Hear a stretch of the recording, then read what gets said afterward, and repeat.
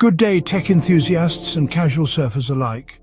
It's a common scenario that your beloved iPhone 15 Pro runs out of space, and you're left scratching your head wondering how to clear cache. You're in luck because I'm here to guide you through this process. Let's start with your web browsing tool, Safari. From your home screen, navigate to Settings, the icon with the gear symbol. Scroll down the list and you'll find Safari. After clicking on it, look for the option Clear History and Website Data. A simple tap on this option is the first step towards freeing up some space. But wait, there's more. You'll be asked to confirm your action by tapping Clear History and Data. And there you have it. Your Safari cache is cleared. But what about the apps that are eating up your storage?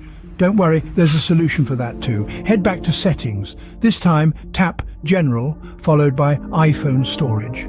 Here, you'll find all your apps listed. Identify the ones taking up most space.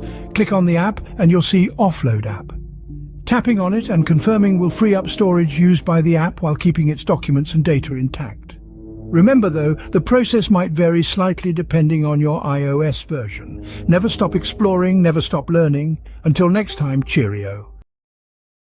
Follow for more.